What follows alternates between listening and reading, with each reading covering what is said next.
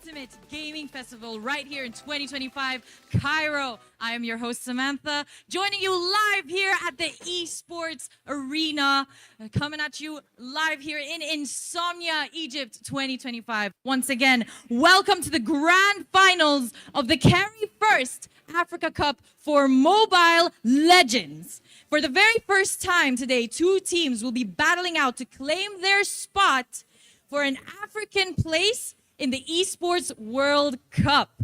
So joining us today is none other than our organizers, Carry1st Africa, the leading mobile gaming publishers, and of course, Monsoon. For those joining us here in Insomnia, Egypt today, there is a very dedicated booth for Carry1st Africa right next to this esports stage. So players can top up their MLBB diamonds with special discounts and special prizes. Now, for those of you joining with me in Insomnia today, are we ready to see some Mobile Legends action? All right, so we have two teams battling it out on the arena today. Two teams, best of 5 games. The one that wins 3 games first has a chance to qualify and to claim their spot, their African spot in the Esports World Cup. So without further ado, let's introduce our teams on stage.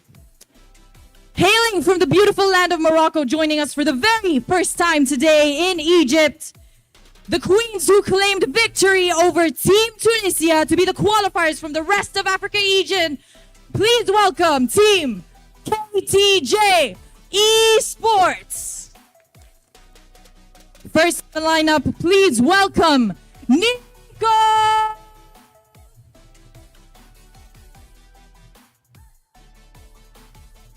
Next on spot, please welcome to the stage, make some noise for Nezuko. And her partner, please welcome Nightfall. The fourth player in the lineup, Yumi. And KTG Esports' very own team captain, please welcome Nero.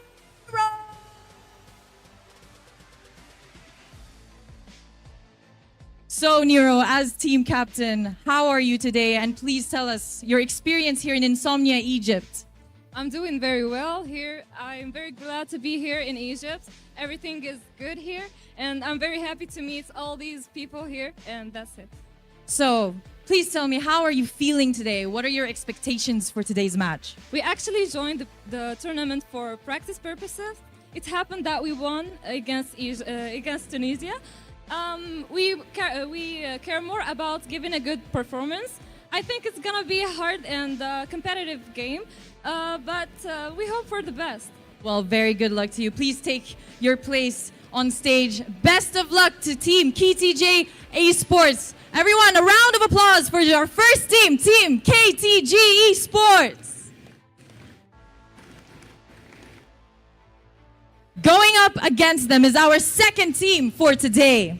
Our very own queens ready to dominate the Egyptian esports stage right here in Insomnia, Egypt, who beat our very own Team Rad Nefertiti. It's Team Falcons Vega Mina! Everyone, please welcome the first player in Team Falcons Vega Mina, Yui! Next in the lineup, make some noise for Fiven! Smooth as butter, please welcome Velvet! Fourth on the lineup for Team Falcons Vigamina, please welcome Names! And last but not least, please welcome to the stage, team captain of Team Falcons Vigamina, Sunlight!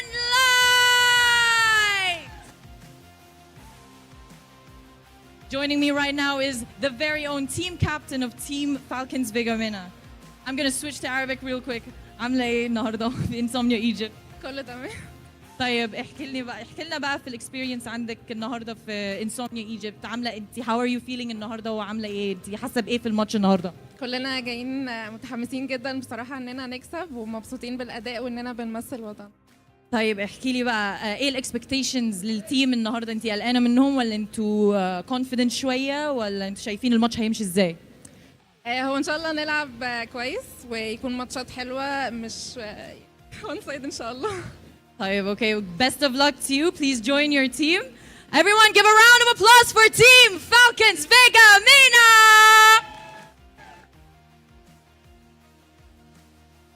And now as our shining stars prepare for the final battle of Mobile Legends to claim their spot, an African spot in the Esports World Cup. Once again, this is Insomnia Egypt reporting live from the esports stage, and I'm your host. And now without further ado, it's time to take it to our very talented casters as our players prepare for their match. Please welcome Seven Last and Night Fury.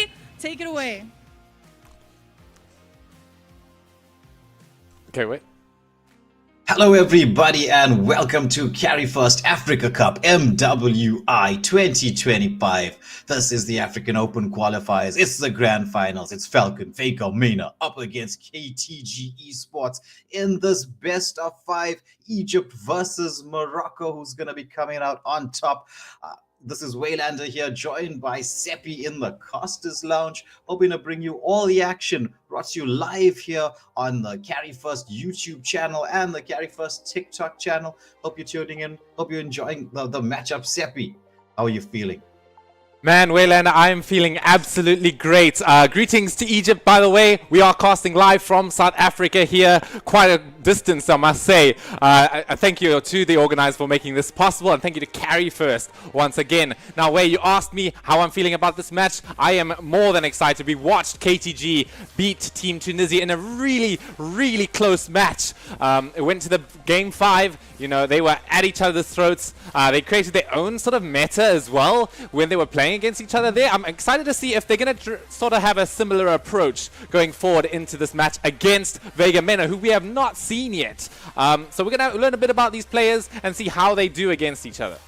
Yeah. Especially after this recent patch update, there was, as we were speaking before the stream could start, there's some crazy new heroes in the mix. I mean, I wouldn't say new heroes, they're old heroes, but the revamps, the reworks on them are going to bring them into the meta with a bang.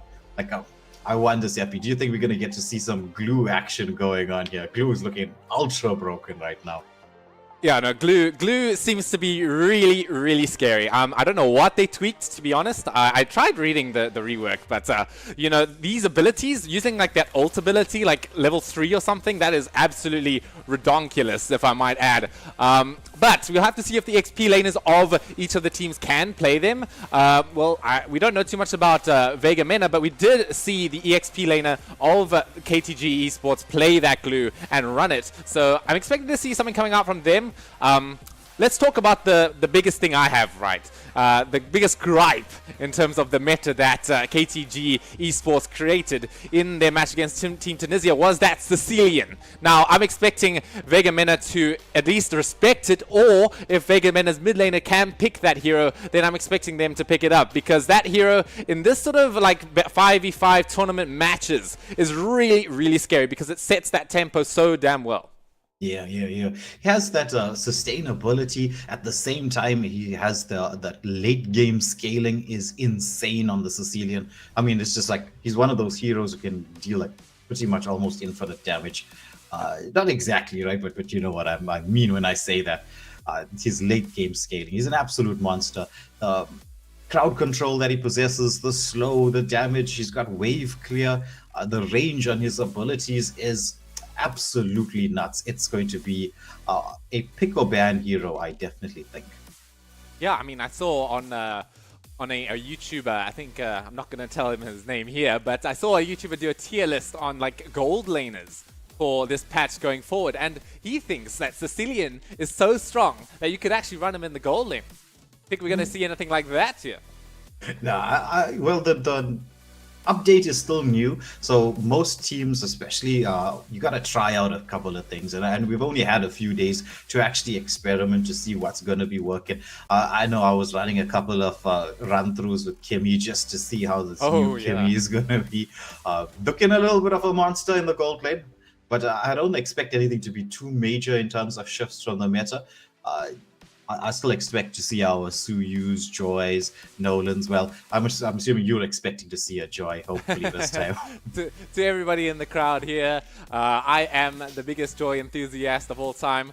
So I'm really excited to see it come out. It was banned a lot in the game versus KTG and Team Tunisia, right? It was banned pretty much every single game. 100%. Probably one of the best assassin to pick right now. Definitely Joy. I don't know if you could call Suyo an assassin. Expecting to see some Hayabusas maybe as well. Yeah, I think it's going to be interesting.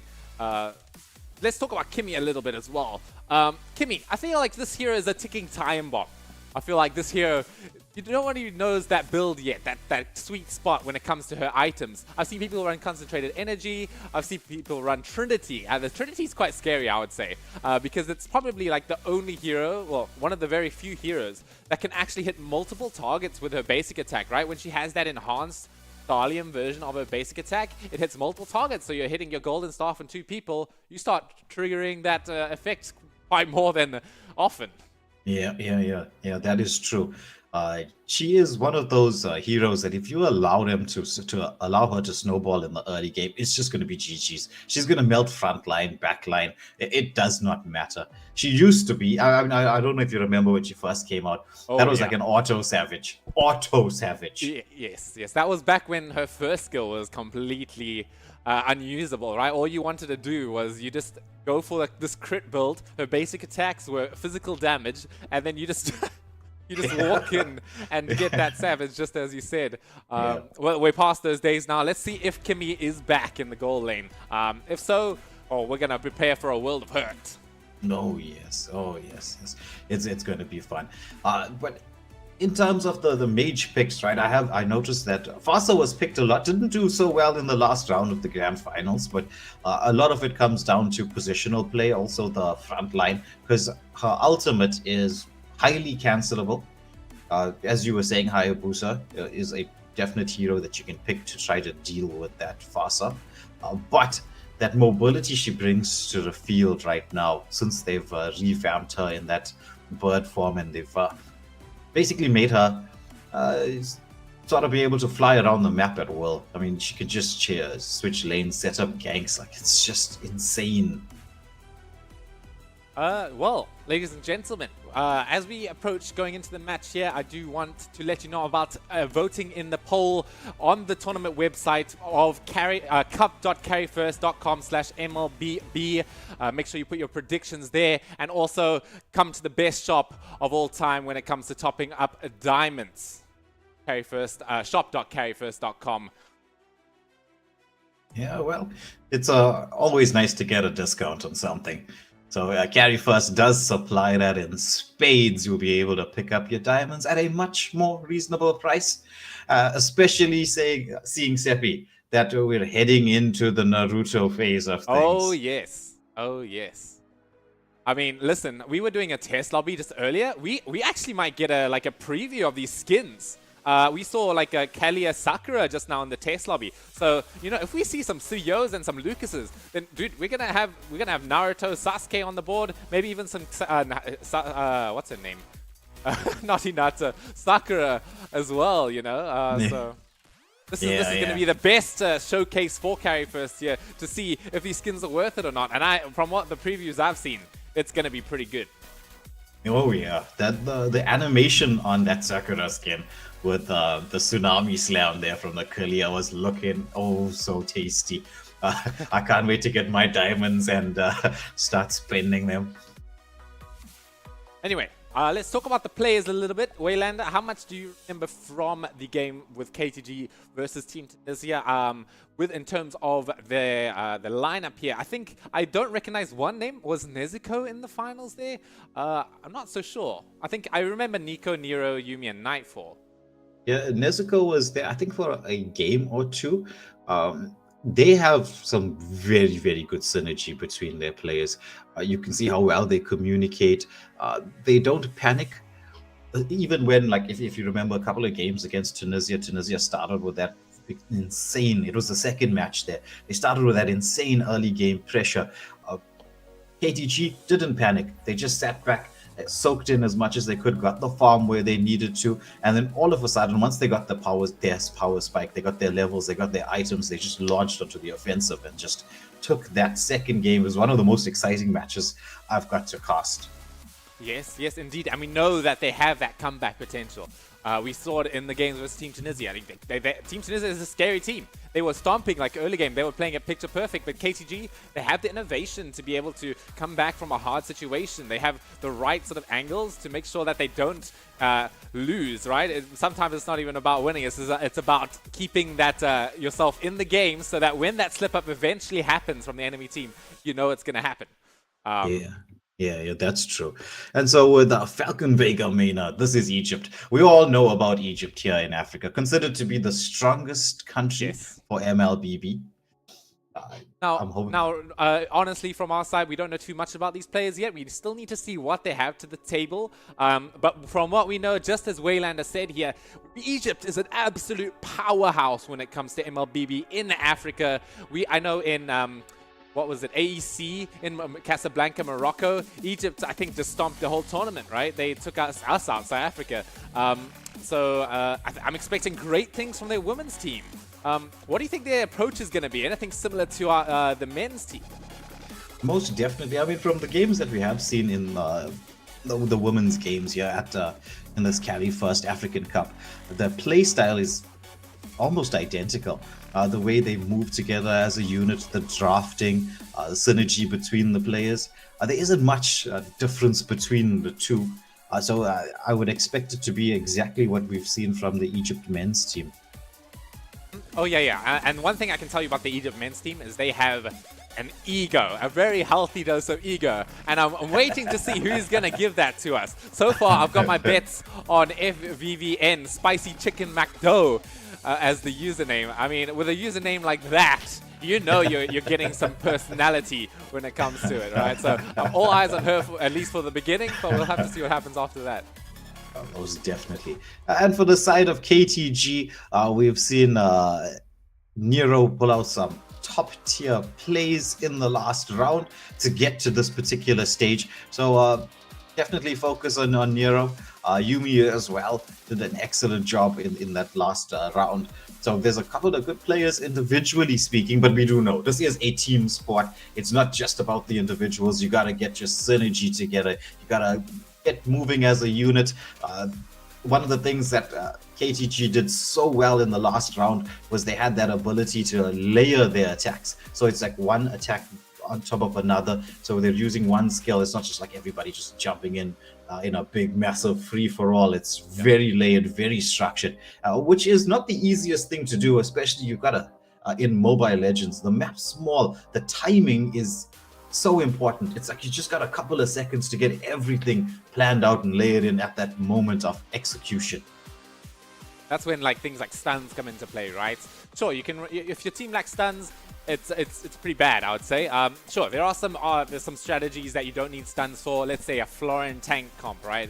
You don't really need stuns as long as you're just in the enemy's faces and they can't fight you back. Sure, you don't need stuns. But if you're playing like a pick-off team or even a team fight team, not some aggressive tank build, you need those stuns and you need to make use out of all of that 1 second, for example, coming in from, let's say, a Farsa, right? A Farsa stun that you set up with. So these teams need to be picture perfect in how they play this. They cannot make many mistakes. Sure, there'll have to be some mistakes made, but minimize the losses. Let's keep a strong mentality as well. This is the best of 5. So going into this, I think these teams are I would assume they're fresh off the bat here, not playing any games before this. If they have played a game, they need to have that good reset mentality and prepare themselves mentally for the best of 5. Yeah, and this is all to play for, Seppi. All to play for. Because the winner of this particular round is going to be going on to the international stage. I mean, it's not like they're not in the international stage, but it's going to be not just Africa Cup, it's going to be the rest of the world, worldwide. Oh, so it's that's a lot of pressure to be facing, at this moment of time. Yes, indeed. Of course, we know how much of a powerhouse Southeast Asia is.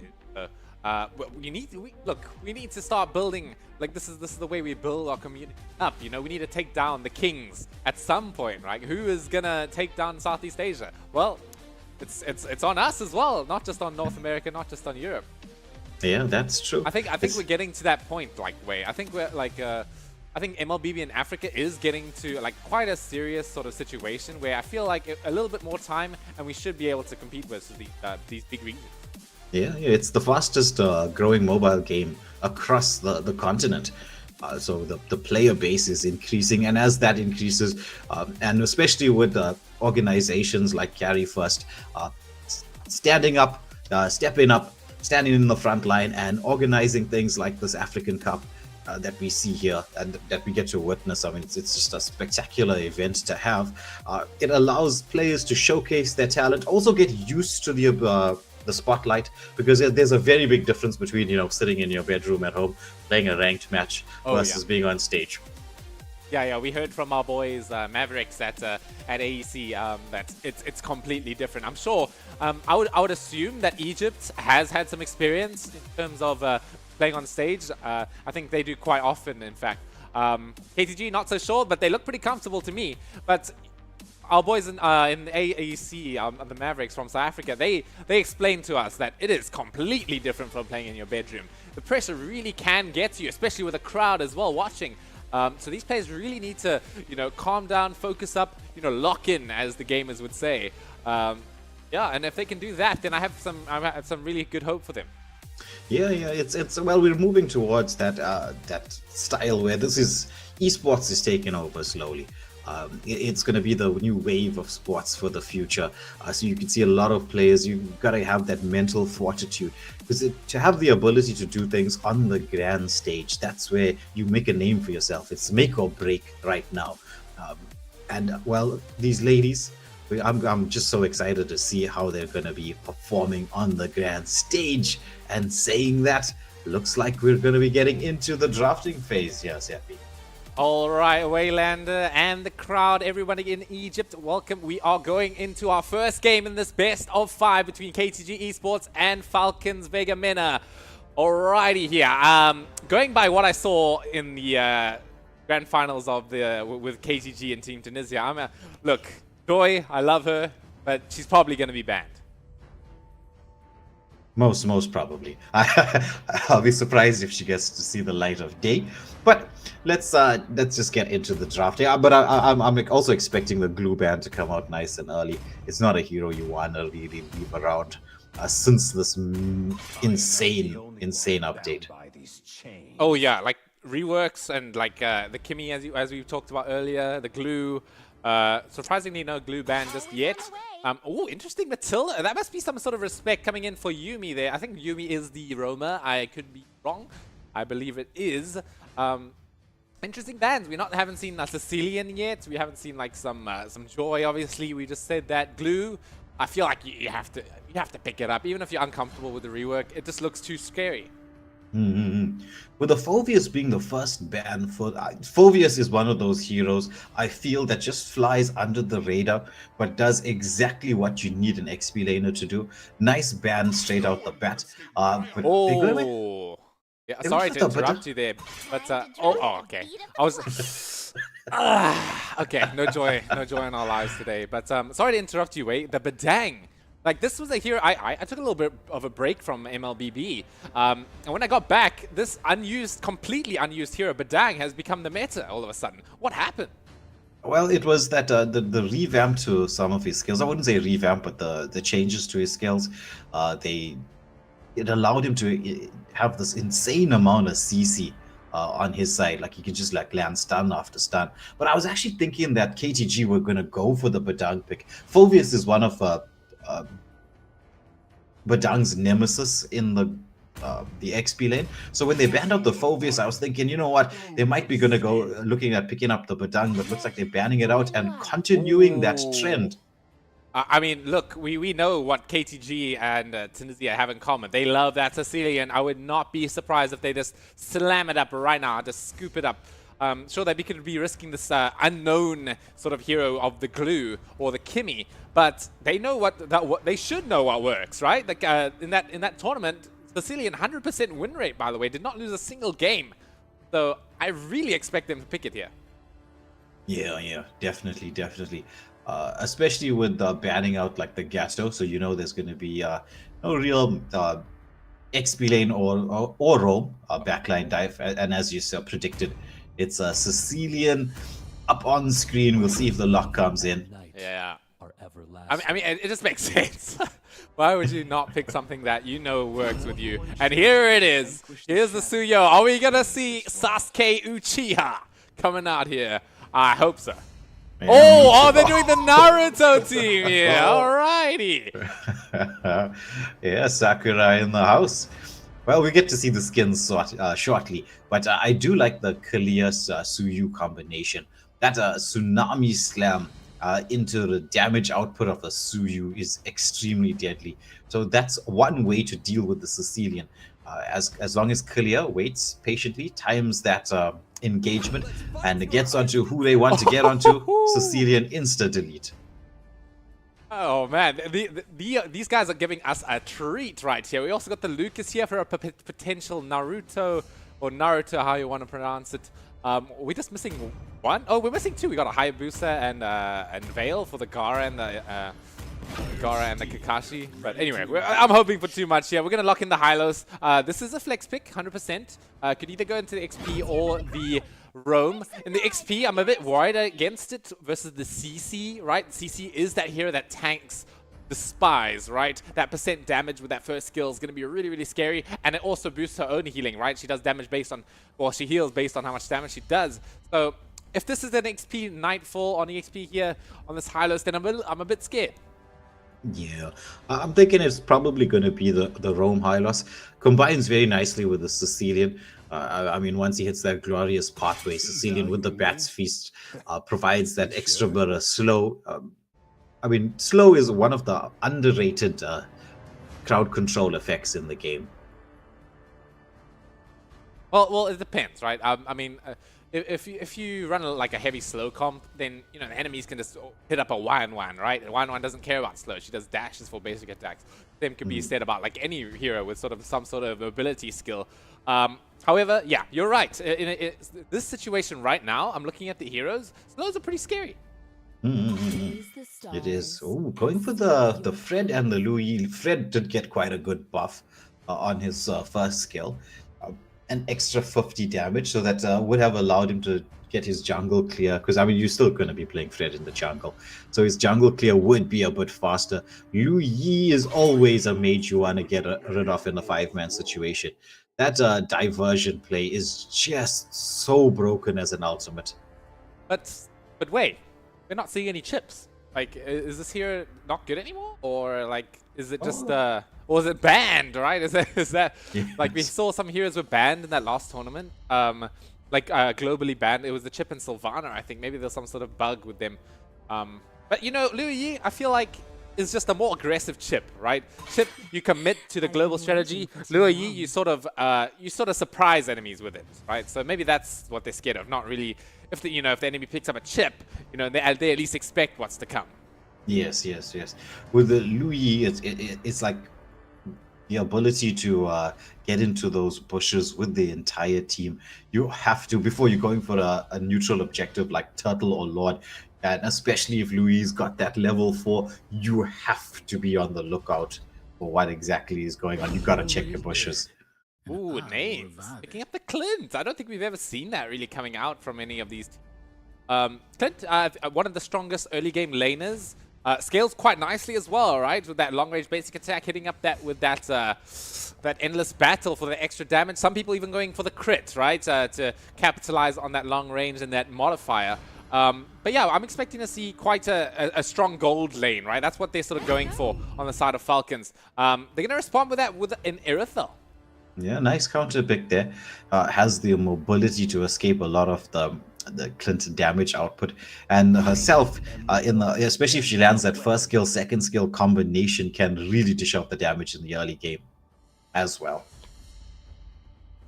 All right. What are we looking for? We're looking for a mage. Any veils? No, I'm just kidding. I don't know if we've seen a veil for quite some time in terms of the game competitively for a while. But Eve, yeah, I think Eve could work. There's like as we talked about, right? Slows are quite powerful, If we look at the enemy team, they don't have that many dashes. So having real-world manipulation on the floor is going to really hurt these teams. Anyway, look at these skins, Waylander. Here. Oh my goodness. There we see the Naruto, the Sakura, and finally Sasuke on the screen. Sunlight picking up that. I mean, I would be a bit worried for them if they go for these skins, no? I mean, sometimes skins change the way a hero feels. And if these skins aren't even out yet and they're giving it a go, then, you know, I'd be like, you know, you're not going to be playing the exact same as you would if you were playing with this hero to begin with. But anyway, Mr. Waylander, and to the crowd, make sure you predict on who is going to win by going to cup.carry1st.com/MLBB. Is it going to be KTG Esports, or is it going to be Falcons Vega Mena from Egypt? We'll have to see. Well, yeah, get your votes in. We also would like to hear from you as to whom you think is going to be taking this first game in this best of 5, and into the match we go. Seppi, we're going to get to see these Naruto skins. But let's be honest, right? If you got a Naruto skin available, aren't you going to go pick it? Yeah, that is entirely true, hey. I mean, Class K, you know how it is. He's my boy here. He's my favorite of all of these three, at least. I'm excited to see that Amaterasu coming out. But anyway, enough with the weaving out. Well, as we look at that guy from Hunter x Hunter. I don't know his name, excuse me, I haven't watched that show. Yeah, so both jungles starting off on the same side of the map, making their rotation towards the XP lane, as by the looks of it. Might potentially we'll see a battle around this the Little Wanderer, though. When it comes to the XP lane, Seppi, Lucas up against a CC. CC might be having a better time there. Early game, 100%, right? Lucas needs that combo to at least trade with a little bit, and even when he does trade with that 1-2 basic attack combo into his first skill, CC still like consistently does more damage output, right? That's what we're looking at here. So we're looking to scale when it comes to Nightfall. This is a lot bit of a matchup though compared to if Hylos was on this EXP at least. Oh, there comes the Sasuke. Sunlight coming in for a little bit of a snipe. They're not going to be able to get it. Nero finding him in the bush. Yes, it hits level 4 on both of these junglers here. Huge damage coming out from Nero, but they are just going to trade a little bit of spells. Yeah. Goodness, that second skill dishing out a ton of damage, even with the damage reduction going through. But that's because since this last update, there is no more damage reduction for magic. Ooh, there's Cleo with a jump in. There's a second cross comes out. Oh my god, that huge damage coming in from the Nero there. He just completely wiped the floor. Unfortunately, Yumi was first blood. But I feel like that's a very good trade, especially since Turtle is just about to spawn. However, both teams aren't really in position to contest it. Yeah, you're gonna have to wait for your teammates to respawn. You need to have your XP laners especially reach that level 4, do some scouting. Because as you know, if you're playing in the jungle, the XP laner, once he hits that level 4, he's coming for you. You're the target. Oh yeah, here we go. Turtle coming out here. Already a quarter HP. Gonna be reset real quick. We know that Sicilian is very good in these turtle situations with those sanguine claws, just grouping enemies up together for that team fight. Yumi taking quite a lot of damage. Almost dead. Gonna fall down to Yui. Turtle pulling down quite low. Who's gonna get it? It's gonna be Nero getting the retribution onto the turtle. You can see Nightfall in the back here with that tail beast bomb. Naruto, look at him, man. But he's not gonna be able to make it. Or is he? He actually gets sunlight. That crazy play coming in from Nightfall does eventually fall. But I feel like KTG just barely come out on top of that one. Yeah. Ooh. It's Clint with a solo kill in the bot lane. As things stand, the gold is even, the kills are even. So overall in that trade, a lot of action, a lot of drama right in the beginning. Wait, am I looking at this correct? 3 minutes on the dot already. Names has finished that Blade of Heptases, bro. This is an insane timing. I don't think I've ever seen such an early item before. Must have skipped boots, if I'm correct. Yeah, definitely. It has to have been a boot skip. But with this Blade of Heptases now, the laning phase for Irithel is going to prove to be a bit challenging. All right, in the mid lane, we're looking at a little bit of a scout sort of angle coming in from Kalia there. Spicy Chicken McDo. Man, I can't tell you how much I love that name. I can feel the personality radiating from this Kalia right now. This is a bit of an early skirmish here. Turtle only spawning in 40 minutes, so both teams are just like, they want to look for a fight, but they're a little bit afraid to engage. Yeah. It's not exactly the right timing. You got to make sure that you can achieve your objectives. It's going to be this mid lane battle as we usually get to see. It's all about controlling the waves, though. By the looks of it, Falcon making a quick rotation here towards Nezuko, but Nezuko, Sixth Sense here, realizing I'm in a bit of danger. Something's happening. I might as well just stay safe. You got the Sharingan on that Sasuke? I got the Sharingan. I can see everything. I can see your play coming from a mile away, says Nezuko. As the turtle has started spawning here, there's going to be 10 seconds. We're seeing the cavalry coming in from the side of KTG Esports. They're going to bring up 3, as well as Julian following behind not so far away. Who is going to get this one now? If we look both to the jungles, they're pretty good at securing that retribution. This is a Tsunami Slam coming in right inside of the real world manipulation. There it is, the tail beast form going to go in, trying to get Spicy Chicken back. Not even throwing a recall, not even falling down. As Velvet's the first one to fall, Nightfall as well goes afterwards. It's going to be Nezuko getting the kill finally onto Spicy Chicken. Nero though, securing the retribution once again, consistently getting it. I mean, it makes sense when you're 2 levels ahead. Yeah, it's a 2-for-1 exchange going in the favor of KTG. Oh, that Sanguine Claws landing onto Yui on the eve, dragging her back from the safety of the tier 1 turret. Oh yeah, there it is. Definitely skip boots on that Clint, man. But has them finished off now with the warrior boots. I quite like that versus an Aerothel. However, I'm a little bit concerned about maybe a potential like burst coming in from the Julian, right? If you go for these warrior boots, you're going to be controlled for longer because you don't have those tough boots. And Julian can make a lot of use out of that, right? With that, I think even Flicker can't save you if you like locks you down with that immobilize. Yeah, but if you think, oh, look at the engagement here. Tsunami Slam does land. There's the slow coming out from the eve, but that was so beautifully executed by the side of Falcon.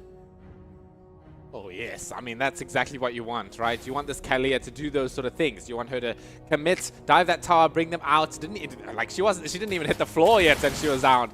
So that's exactly what I was thinking that Egypt on the side of Falcons here are sort of doing. They want to go for that pick off. Oh, nice knockup coming in from Spicy Chicken here. She's gonna get punished though, brought back by the Sanguine Claws here. This could be a kill. Glorious Pathway as well, while the bottom tower falls. Nice kill coming in from Yumi.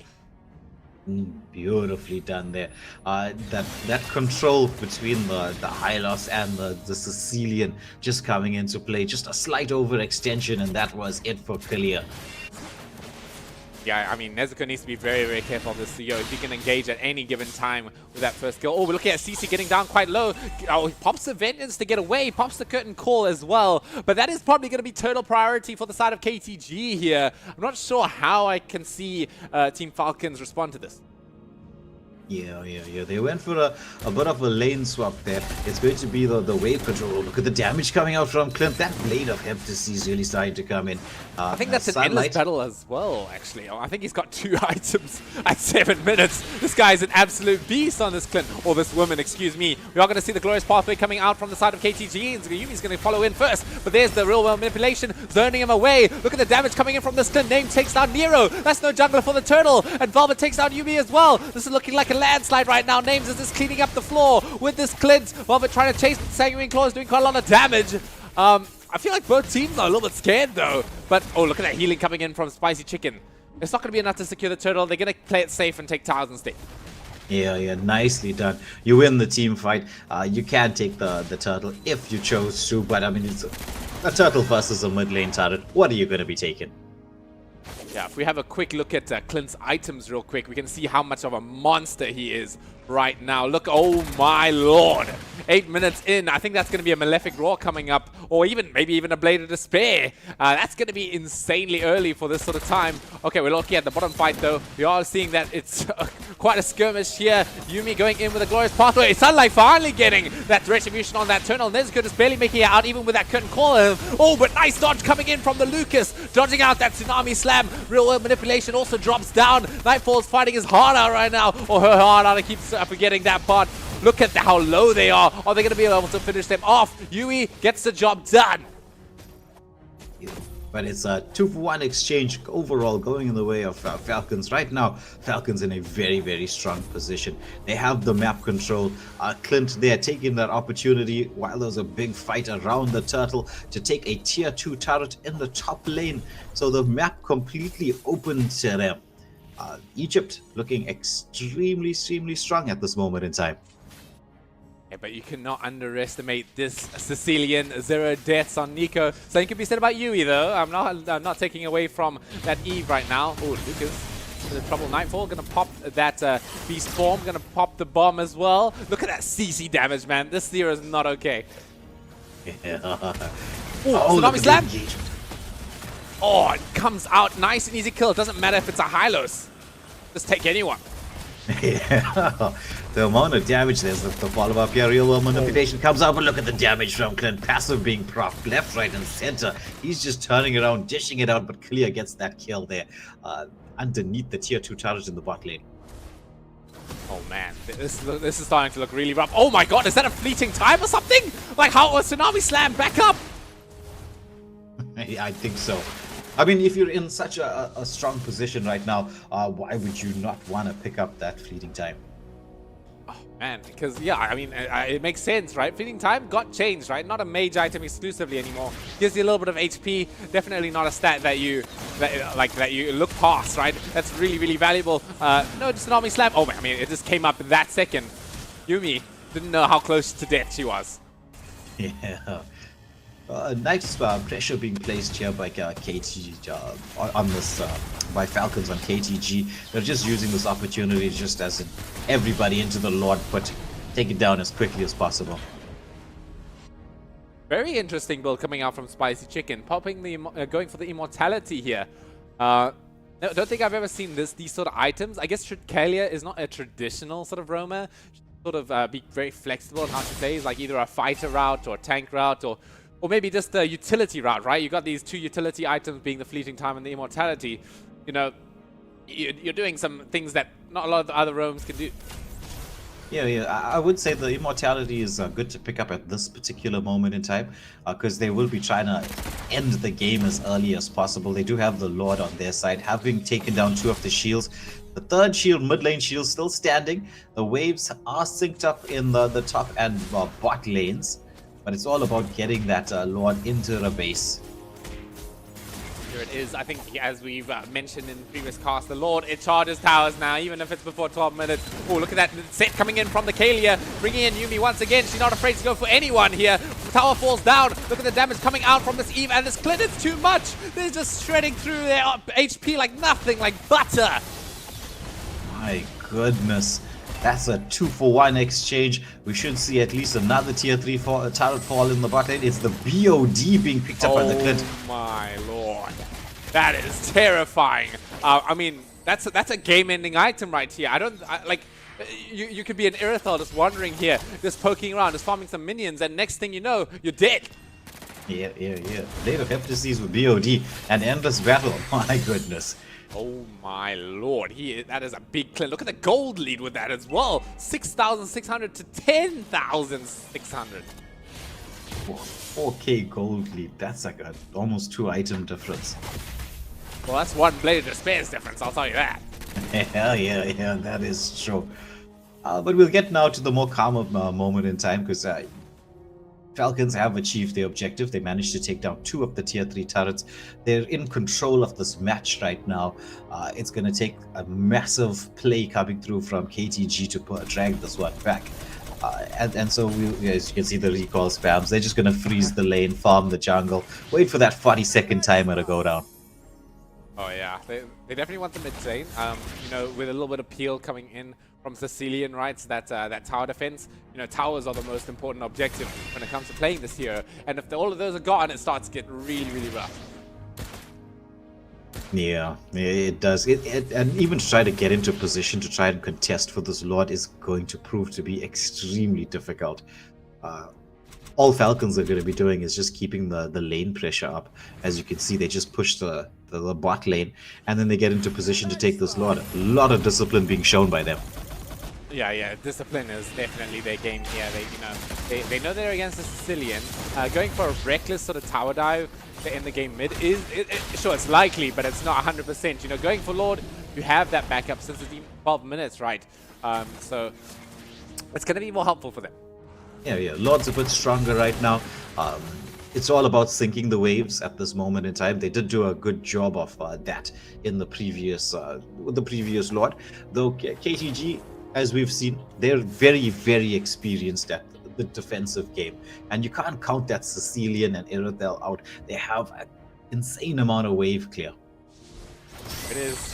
This is it. It's all on Neko, right? I think that, I mean, if Neko doesn't defend the towers, then, you know, the rest of your team is kind of underfarmed. It's all up to her. Looking at the Tsunami Slam onto Yubi once again. She's actually living this time with the Glorious Pathway and the Revitalize. Look at Nightfall going in on the back line here. It's going to get taken down by Kalia first. Look at this Clint doing so much damage. This deletes Yumi. And Spicy Chicken comes in once again. They'll finish off the job with Sunlight. Double kill for Clint. CC's the only one to fall. Oh no, it's the Kalia, excuse me, Spicy Chicken. But this game, Waylander, it's over. Yeah, game, set, match. Going the way of Falcon, Faker Maina, as they take the first game in this best of 5. Nicely executed strategy and game plan from them. Indeed, indeed. Looking at the items real quick here. Some innovation coming in from Spicy Chicken, definitely with this fleeting time and mortality build. You know, they don't have to worry too much about anti-heal. If you have a look at their items, they didn't need it. They just went straight in. They got the job done. There's no need. There's not that much healing on the side of the enemies, other than the Hylos, right? So they knew what they were doing. They played it absolutely perfectly. Yeah, that's true. I mean, look at Clint. 8-0-7. Could you ask for a more perfect game from your MM? Oh, honestly, yeah. Like I was thinking at the beginning of this game, like we don't see Clint that often at all. But you know, if you commit to a certain strategy, they knew that they wanted some strong lanes, right? They picked the CC, they picked the Clint. They have these insanely strong side lanes, and so you need to capitalize off of it. They managed to gank quite often on the side lanes with that Kalia. And the Clint got a solo kill as well. And that's what they sort of prepped up for, and that's what they achieved. You know, some textbook, some very solid mechanics coming in from Falcons Vega. Yeah. Especially with that one rotation. Granted, they didn't actually get the gank going onto the Irithel didn't go for the tower dive. We did see Nezuko understanding when she was about to get ganked and staying a bit safe. But just that presence of Falcon around that gold lane allowed Clint, I think, took down nearly about 3/4 of the gold shield there. And I mean, that's a huge gold boost, especially in the early part of the game. Oh yeah, insane amount like advantage you can generate from a kill like that. But yeah, I mean, the turtle fights were going actually pretty good for the side of KTG there. You know, you saw Julian getting both the first 2 turtles, excuse me. Sunlight only getting the last turtle, and obviously the Lords weren't contested. But you know, they were holding quite a lot there. Unfortunately, the Sicilian couldn't really hit that timing we all know he can do. I sort of think that maybe Sicilian is that hero that is good against Team Tunisia, right? It's in that own sort of meta space. But now I think it's time for a little bit of innovation coming in from KTG. They played it quite safe. They played it to what they know, but they might need to, you know, broaden their horizons a bit. Yeah, maybe go for a bit of an aggressive early game composition. Switch it up. I definitely think there's going to be some respect bans coming through in the next matchup. Yeah, well, we'll see some respect bans come out for sure. You know, something like that Kalia was kind of scary. The Suyo, even the Clint, maybe. We saw how much damage that Clint did. But Waylander, and to the crowd here, and to the chat and the stream, to everyone there, we're going to take a short minute break. Do not go anywhere. We'll be right back. MLBB player and want to get all those collector and legend skins, but diamonds are too expensive? Well, I have a solution for you. Carry1st is an online store that lets you top up on MLBB diamonds for cheaper. All you need to do is get your player ID, paste it in, choose the diamond bundle you want, choose your preferred local payment method, and you've just directly topped up your diamonds. Now you can outplay your opponents in style with all those new skins. Head to shop.carry1st.com or download the app on the App Store or Google Play Store today.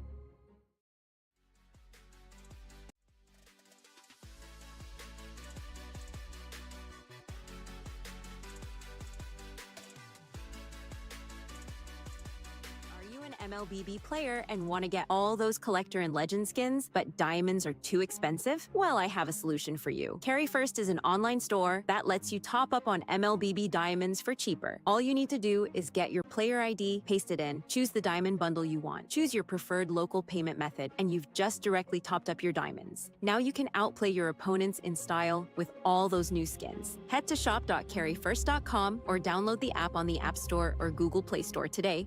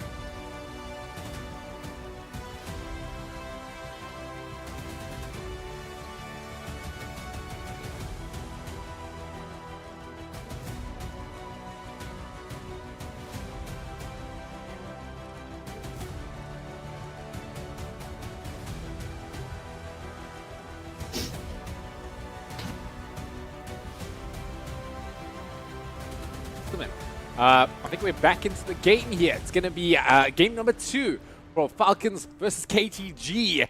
We're looking at already a few bans coming out here. It's going to be that Joy and the Kalia Respect ban coming in from KTG there. That's something we expected to see with some Respect bans the second round.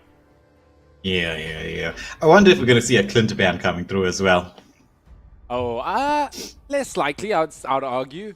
I think we still need to have some bans that have to be addressed, right? Some like maybe the Sicilian wasn't the angle there, but here's like Badang, the Suyo, Respect. Well, they were the ones that picked it, I guess. So that's not really a Respect ban. Maybe you're Respect banning yourself. Is that a strategy? Yeah, well, I suppose they have a different game plan in mind, a different composition. So don't want to stick to something that worked. Granted, it worked in the first game, the composition that they had, but you don't want to be doing something repetitive in the drafting phase. You want to keep your opposition on their toes so they don't know exactly what you're thinking, what you're cooking up here in terms of combinations. Indeed. I think the CC was a big problem as well, coming from the side of Falcons, right? The CC, it was just impossible to find an XP laner that matches that that aggression over here like CC. So I feel like that could also be a ban angle for the side of KTG. Or maybe they should just pick like a more, you know, a stronger EXP lane. So like, for example, if Falcons picked up the CC, you could go for like maybe a Dyroth or something like that. Not exactly meta, but definitely I feel like it does the job. Yeah, sometimes you just need a hard counter. Just straight out hard counter. And then worry about the synergy a little later on. Lauren, ban? Are they scared of some... I mean, that's what I was saying, right? You know, KTG, it's time for them to innovate, go for something a bit different. And they could... I think maybe Falcons are sort of thinking, maybe they go for like a Florin tank, like a rundown sort of a strategy. And that would be a little bit scary. It's always a bit scary playing against those sort of strategies, right? So they're going to eliminate that for now. Yeah. Get rid of that tank jungle meta. Because it is, especially in the right hands, can prove to be very devastating. You have that potential to snowball from the very, very start of the game. So Florin being removed from the equation, always a good option. Yet again, I feel like there's so much in the pool right now. They're going to snatch up the Matilda here, you know, in the hand. Okay, in the hands of a very skilled Matilda player. You know that stuff's going to get wacky, man. You're going to see some guiding winds going around. You're going to see some circling eagles. Get the dive capabilities of this hero are absolutely insane. So running a Matilda roam, I'm either expecting like a tank jungle, as you said, or maybe like a fighter. But I've also seen some assassins work with her, right? You can do some hyper tower dive strategies. Less likely, I feel like it better works with a fighter, right? Like a hero like Alpha, who needs an escape to go in once he's in. Once he's in, he needs a way to get out. Yeah, that's true. And well, finally, we're going to see a chicken that flies on Matilda Airways. But yeah, definitely works with the likes of your Alphas. Can work with the Lucas as well. But any one of those sustained fighters, shall we say, that do work in the jungle pairs very well. Julian as well can definitely combine with Matilda. Yeah, Julian has that fighter tag on his hero, so I mean, it's a fighter. I feel like he's definitely more of an assassin these days when he comes to it. Sure, he can sustain quite well with that enhanced basic attack, right? But it's all about that burst damage when it comes to Julian. I'm going to look at the Phoveus. They're going to be their answer against the CC that Nightfall has snatched up. What do you think about this matchup? Well, Phoveus is one of those heroes that, especially once he gets level 4, can deal with the CC. It's just going to be from level 1 to 3, where CC will have the upper hand, like she does against most XP laners.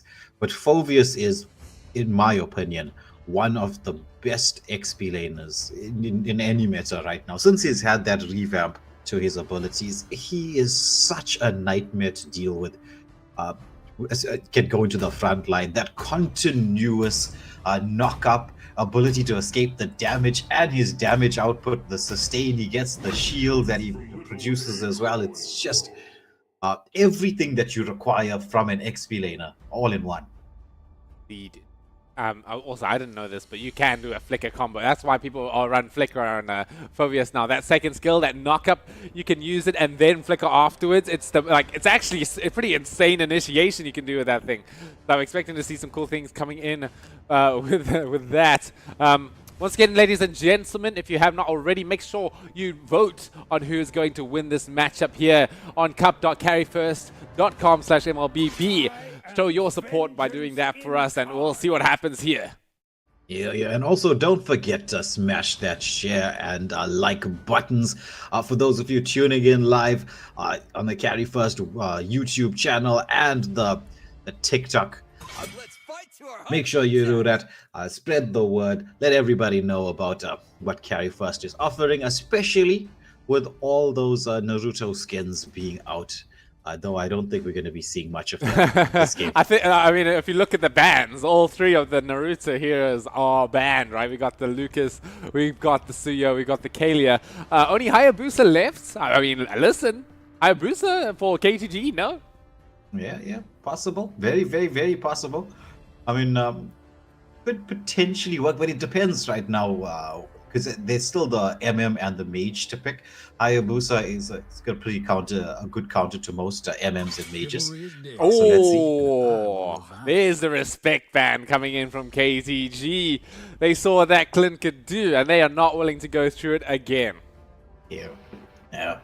I was expecting it after the last performance. I mean, sometimes when you know your opposition just has the ability to play a particular hero really, really well, why give it to them?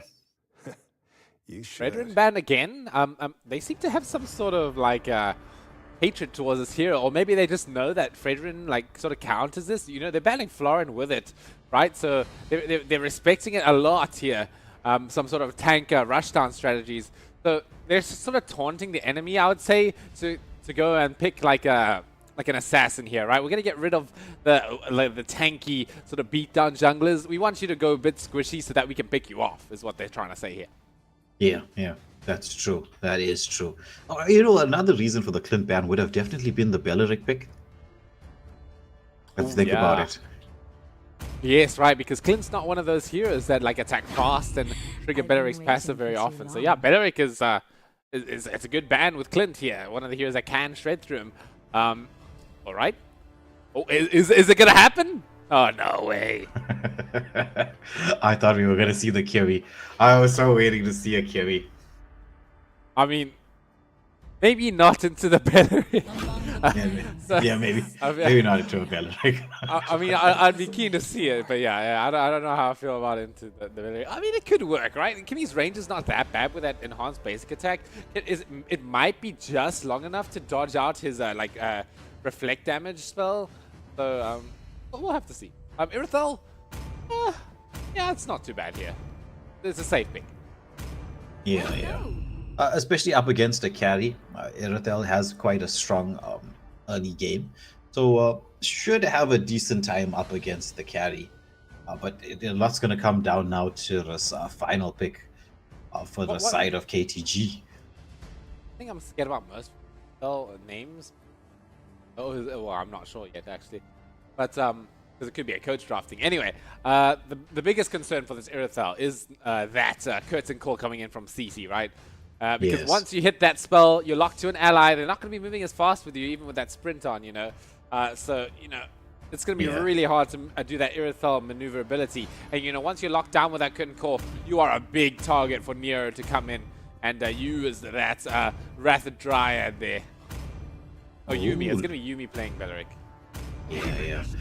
Going for the tried and tested, KTG won quite a few matches leading up to this grand finals, picking up the Bane.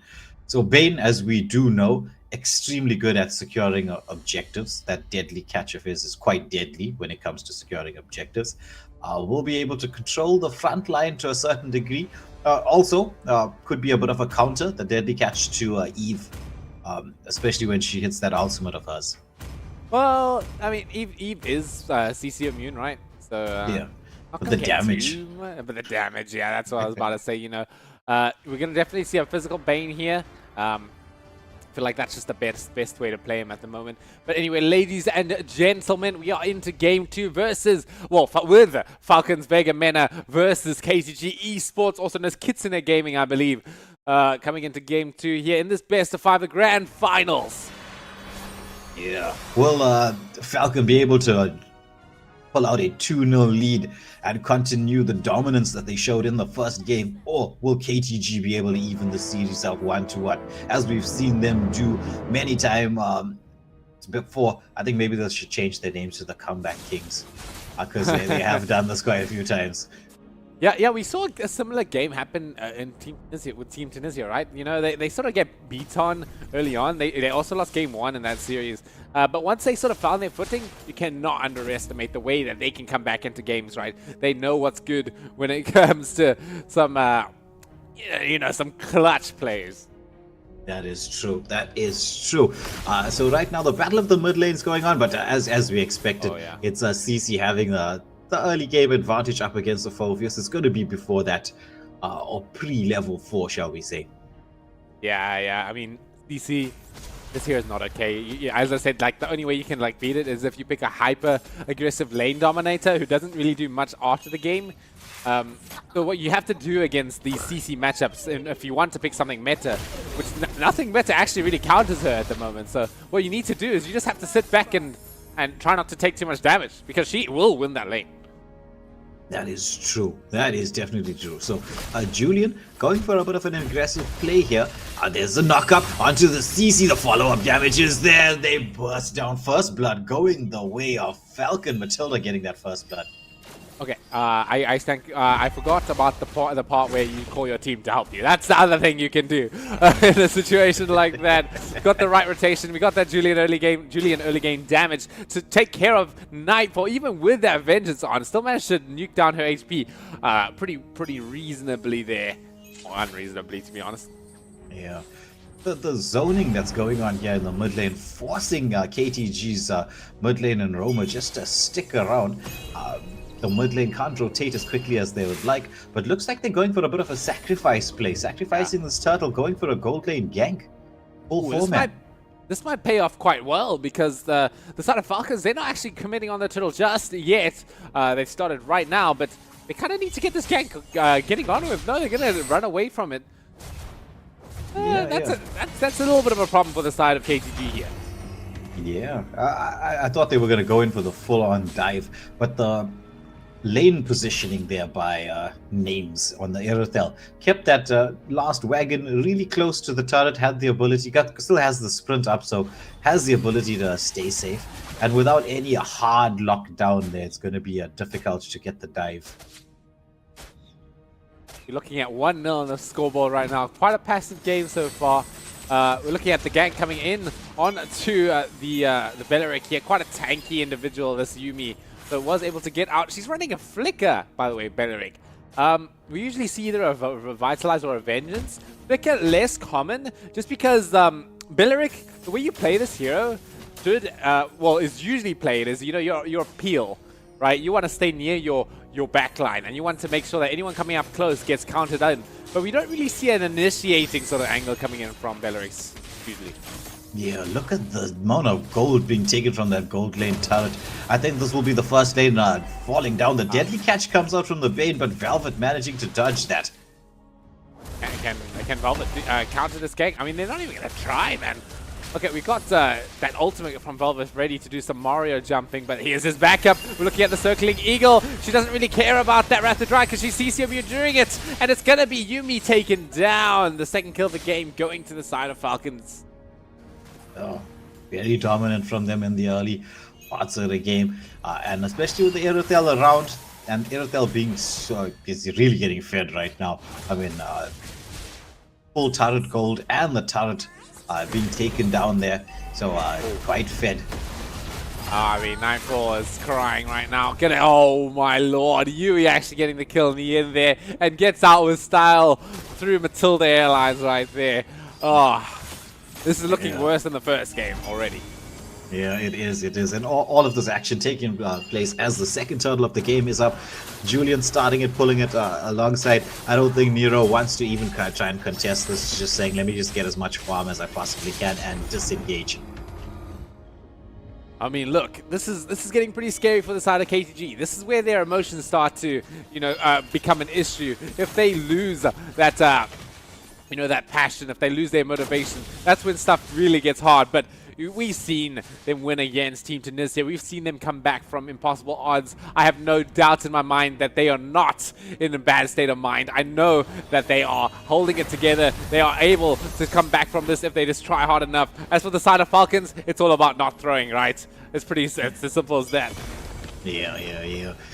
Nicely done there by the side of Falcons. The Phobius and Matilda doing a beautiful job just zoning KTG away, allowing them to take down yet another tier 1 turret. The damage is out. There is a wave pushing in towards the mid lane, but with the Sicilian, it will be kind of hard to try and get any amount of damage on this mid lane turret. Yeah, that's the most important tower pretty much in the game for a Sicilian, right? You have so much advantage standing in that area. You're so incredibly hard to dive because of your sanguine claws. That makes you so hard to approach. So, yeah, they need to protect that mid tower. Yeah, they do. Looks like they might want to go in. There's a retribution coming out onto the Julian. Julian is trying to second scale himself to safety. Turns around, staying in the bushes there. Looking at the sky, having a brief look at the beautiful skies, but some sunlight as just right, you could say. Yeah. And Sunlight managing to escape the attentions of 3 as the jungle invade is on here. Yeah, that was actually insane, no? Actually, brushing off 3 people, also getting Nightfall down low on top of that. I mean, that really shows how big of a gap it is right now in terms of the net worth. You're looking at like 5,000 gold. Yeah, that's true. There's the mid lane turret almost being taken down. Just a couple of hits away. That last minion not surviving. It is time for the third and final turtle of the game. As we're watching Falcon, Vega Mena make the rotation across towards this third turtle. All right. Look at that damage, man. This here, Julian, he's good at clearing camps, I'll tell you that. And Turtle is, accidental reset. Yeah. a little bit of a hiccup, but it doesn't matter. The Turtle's theirs anyway. Yeah. They've got so much of control right now. Mid lane turret almost being taken down. Oh, nice engagement here in the jungle. Look at that. It's from Phobius. He's jumping up and down. Gets the knockout. Gets the pick off. Nightfall. Sent straight back to the base. Alright, I mean, Nightfall has not been having a good game here. They are playing perfectly around this CC, this lane domination. She was winning that early game, but then they brought in the cavalry. Yeah, look at that. Deadly catch was committed there defensively. Oh, there's going to be the real world manipulation. Oh, the catch from Velvet actually catches a carry right now. Oh, and gets out with the help of the guiding winds. Name's probably getting the damage. Yui snipes the kill onto Yumi. What a beautifully executed team fight here by the side of Falcons Vega Mena. Underneath the mid lane tier 2 turret, no less. Oh, yeah. I mean, that's what I was talking about in the draft, right? When you run Matilda, you want to sort of run a hero like the Alpha, and that's going to be the Phobius in this situation. It doesn't actually necessarily have to be the jungler. So Velvet's able to go in with those Super Mario jumps, and then once he's in danger, you got the plane ticket out of it. Yeah, that is true. That is true. We still have another 45 seconds until the next major objective, which will be the Lord. But we're looking at a game very much like the first one, though it's 6-0 right now in the favor of Falcon Vega Mena. They're just putting a lot of pressure here on the mid lane. The Deadly Catch comes out, just being used to push back that minion wave, keep the tier 2 turret standing. But like I was saying, just like the first game, you've got the tier 2 turrets in the top and bot lane being removed from the equation really early on. They're going to try and force the shields to be proc to go for the early Lord and then potentially take a couple of tier 3 turrets, maybe even end the game. Indeed. I feel like this is this one's hard to lose, right? I mean, they have the Sicilian. They need to respect that.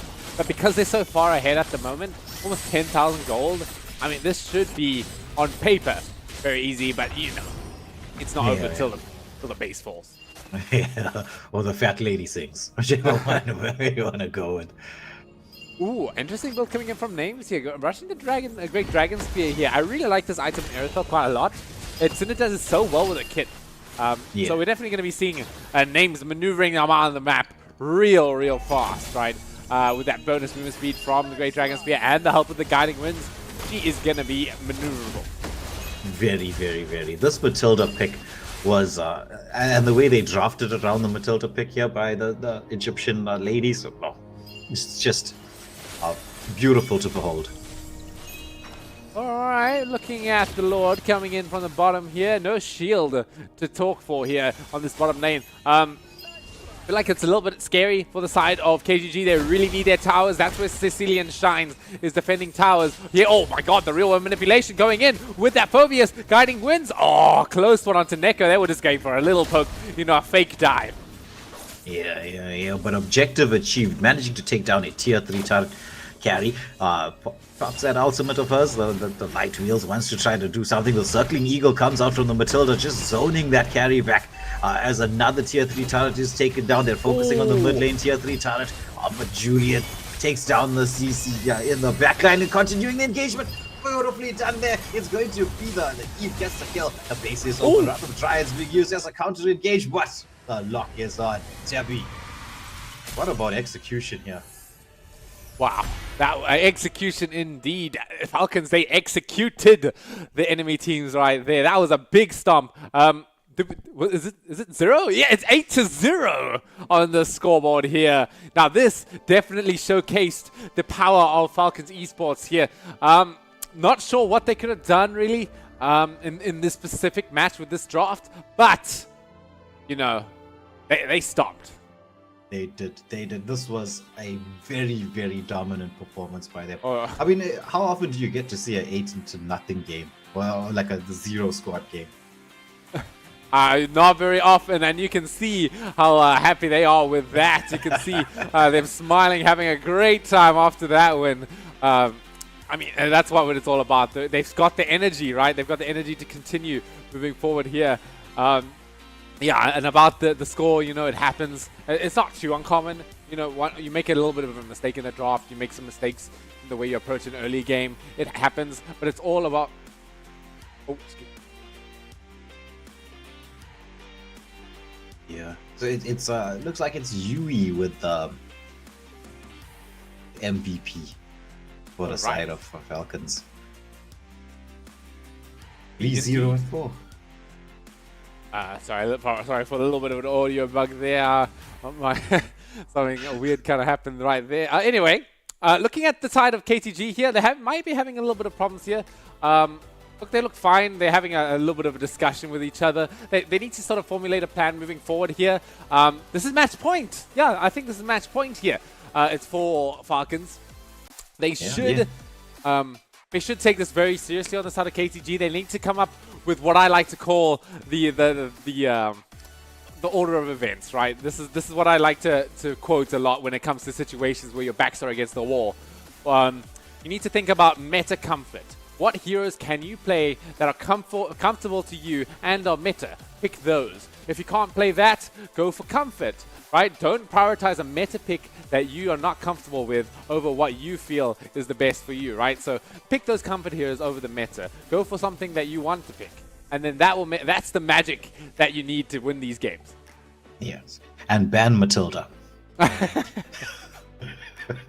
Yeah, Matilda, she's pretty strong. I'll tell you that. Yeah, she is.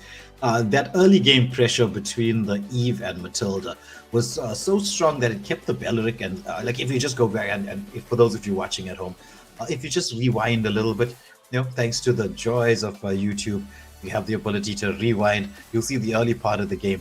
You'll notice the amount of pressure that was being placed by the Eve and Matilda made it really difficult for Sicilian and Belleric to even get out of that mid lane tier 1 turret, to get any amount of rotations across. And once, everybody knows, once you control that mid lane, when your mid lane trio is going to control the opposition mid lane trio, you're going to have a fun time.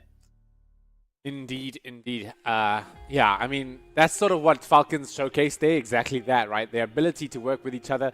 They had that little bit of synergy with that Phobius and that Matilda. They were able to do some fake dives, as you might call it, or as I might call it. really baiting out enemy spells, especially against a hero like Beleric, right? If you do a fake dive and they pop the Wrath Dryad, then it's kind of scary. You know, it's a waste of spells that you traded.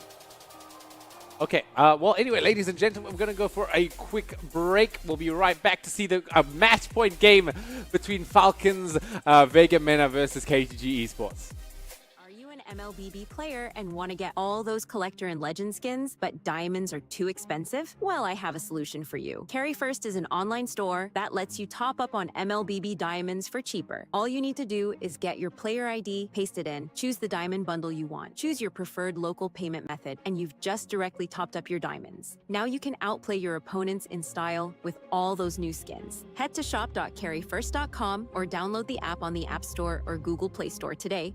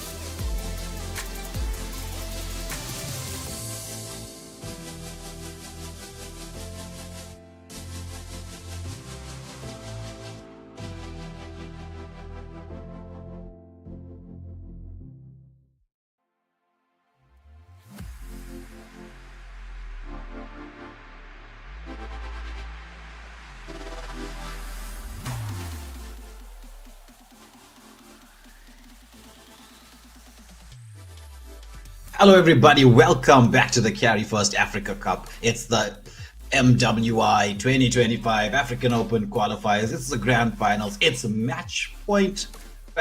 Falcons Vega Mena up against KTG. Falcons taking this series so far 2-0. This is that moment in time where they can end it all. Or will we see KTG Esports manage to put a point on the board here to try and take us into the fourth, maybe potentially the fifth game? I'm Waylander here, joined by Seppi as we bring you potentially the last game of the afternoon, Seppi. Indeed, that is correct. I mean, Falcons Esports. I mean, this is some Egyptian gaming right here. It's proving to us why Egypt is considered, at the moment, the strongest country in a whole of Africa when it comes to MLBB, not just in the men's division, but also the female division, the women's division, excuse me. That was a little bit too scientific of a term. But either way, match point, as you said, backs against the wall for KTG Esports. You know, this is the time, as I said earlier, that they need to come up with a plan, right? This is going to be their test of their way of finding a way into the scene of Africa when it comes to MLBB and backing up Morocco. I believe that's where they're from. So yeah, I mean, what do you think? I mean, do you think they're going to have it in them to come back from a match point game? Yeah, well, we have seen them do this before. So, well, me as a fan of just watching Mobile Legends, and getting to sit here in the front row seats as we watch the action unfold, I'm hoping we get towards the fifth game. But the way Falcon Vega Mena have run the first two games, oh my goodness, the plays, the drafting, the counter engagements that they had, the timing of when they know when to be aggressive and when not to, the way they structure and set themselves up is so difficult to beat them right now. It's going to be a complete uphill battle for KTG. They're going to have to hope the stars align and a lot of things go correctly for them in order to take this next match, because the way Falcon are running things at this moment in time, it's their game to lose. Indeed. Oh yeah, that's true. Heavy is the crown, you know. If Falcons get a bit too cocky, you know, they can start to slip up a little bit. They can start to show a little bit of cracks, and that's exactly what KTG is looking for. Is they want that little mistake coming through from the opponents, and as soon as that comes there, it's like a dying beast, you know. Once you have the beast cornered, you still gotta respect it, man. As soon as it sees an opening, it's gonna come for you. Yeah, that is true. That is true. KTG, we're not going to write them off here just yet. They have the potential to throw in some excellent combinations. As we said, the road was long leading up to this grand finals. This is that moment in time where it's do or die, everything to play for, everything on the line right now. It's who is going to be the best women's team in Africa going on to represent the continent against the world. So a lot to play for, a lot at stake right now. Falcon looking very strong. They look like they're in pole position to take this in a clean sweep. But for I know all you KTG fans are out there on the stream, you'll be shouting for your team. And if you haven't already, get your votes into the poll. Seppi, if you could just tell everybody where they can get those votes in. Ladies and gentlemen, you can get your votes in at cup.carryfirst.com/MLBB. That is cup.carryfirst.com/MLBB. And yeah, I mean, listen, go watch game one. Check out those Naruto skins. We saw Sakura. We saw what's his name, Sasuke. We saw Naruto with those with the Suyo, the Kalia, and the Lucas, right? If you liked what you saw, if you like what's going to come in the future for MLBB and the Naruto collaboration, then top up by Carry1st. They're the best top-up shop pretty much ever, right? Yeah. The discounts are unbelievable. And well, we all know how much us gamers do love a good discount.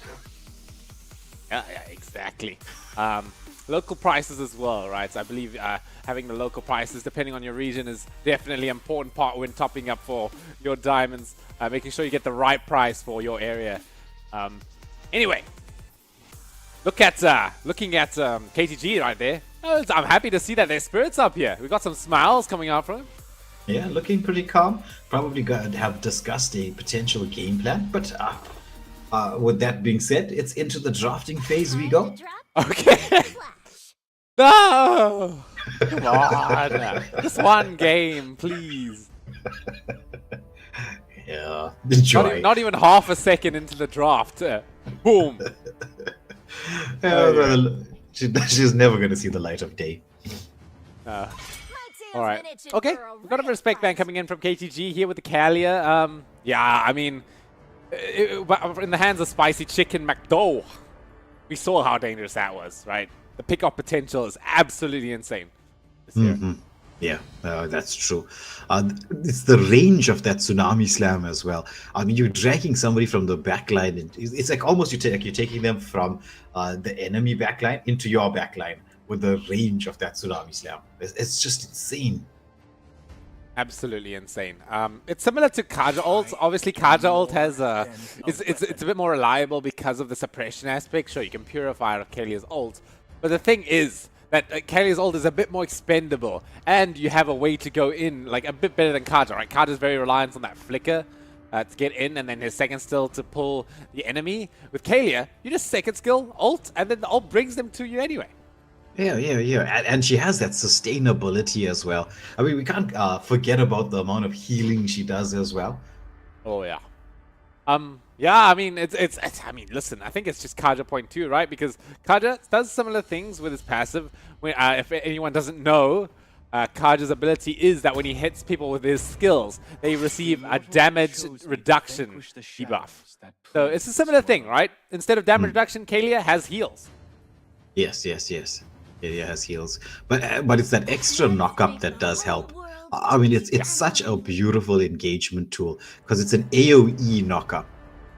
And also a single target one if you wanted, right? If you don't go into a wall, you got that slam. Great for solo pickoffs, great for team fights when you do the AoE. Yeah, I mean, you just can't go wrong with this hero. But it is going to be banned out, right? Again, Falcons, they're going to ban out that Florin. A bit scared of those beatdown strategies, as per usual. I mean, it's working. Yeah, that's true. Will we see the Matilda ban coming out here? It's Yui with the final ban of the first phase, the first banning phase for the side of KTG. I'd be thinking of getting rid of the Matilda. Yeah, there she is. Nice and safe ban there. You know, I would have liked for them to have a bit more of a riskier like ban selection here, but you know, I'm not the one sitting down there. I can't tell them what to do. Yeah. Kai, Sunlight looking like she wants to bring that Kung Fu Panda into the mix here. Pick up the Akai.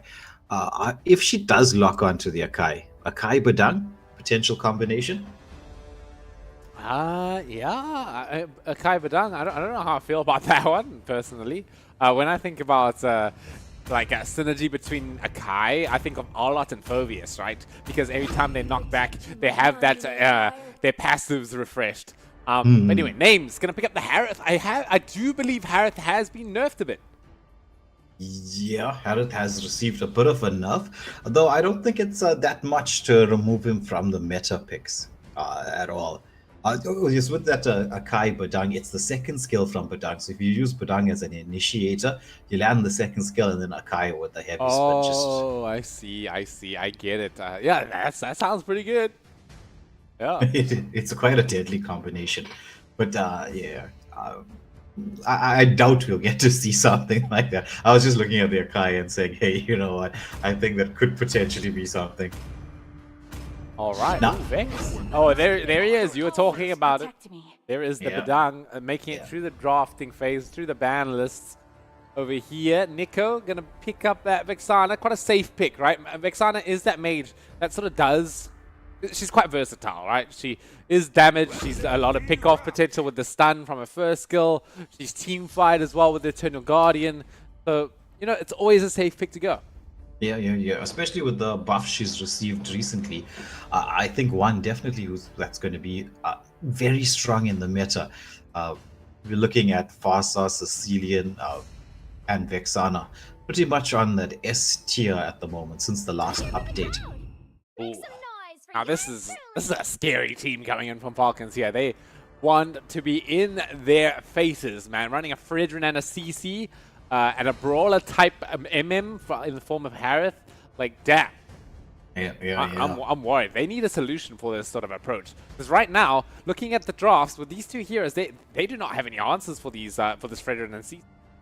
Yeah, maybe carry gold lane, Lunox gold lane. Oh, the Alpha. Alpha is online. Got the I true don't know how I feel damage. about this.